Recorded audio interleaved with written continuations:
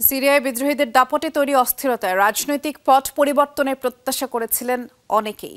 তবে তা যে এত দ্রুত হতে পারে তা কেউ ভাবেনি। বিদেশি শক্তির মদত নাকি অভ্যন্তরীণ কোন্দল, কোন কোন ইস্যু কাজ করেছে এর পেছনে?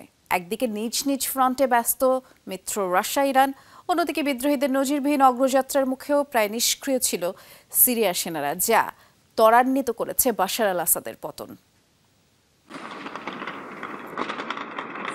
বিদ্রোহীদের মাত্র ১১ দিনের অভিযানে তাসের ঘরের মতো ভেঙে পড়ল আসাদ পরিবারের ৫ দশকের সাম্রাজ্য।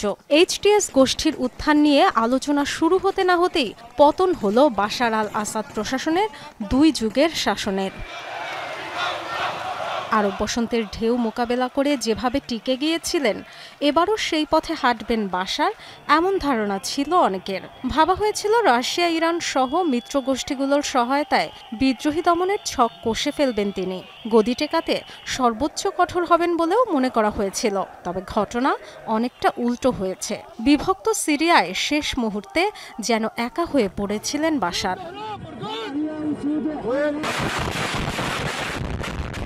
নিজ নিজ ফ্রন্টে শত্রু মোকাবেলায় ব্যস্ত মিত্র রাশিয়া, ইরান। মস্কো বিমান হামলা চালালেও সীমিত ছিল পরিধি। ইরান সমর্থিত হিজবুল্লাহও হাত গুটিয়ে নিয়েছে আগেই। বাকি থাকলো নিজ সেনাবাহিনী। তবে অপ্রতিরোধ্য হয়ে পড়া এইচটিএস যোদ্ধাদের সামনে দাঁড়াতেই পারেনি বাশারের সেনারা। একের পর এক এলাকা থেকে পিছু হটেছে তারা। বেশিরভাগ অঞ্চলে একরকম বিনা বাধায় দখলে নেয় বিদ্রোহীরা। এর পেছনে অভ্যন্তরীণ ইস্যুও জড়িত বলে মনে করছেন বিশ্লেষকরা।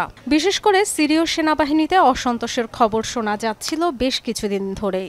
র্যাঙ্ক নিয়ে বৈষম্য, স্বল্প বেতন, বাশার ঘনিষ্ঠদের বিশেষ সুযোগ সুবিধা সহ নানা অভিযোগ ছিল নিরাপত্তা বাহিনীর সদস্যদের। তারই জেরে বাশারের গদি রক্ষায় আগ্রহ দেখায়নি বেশিরভাগ সেনা, এমন ধারণা করছেন কেউ কেউ।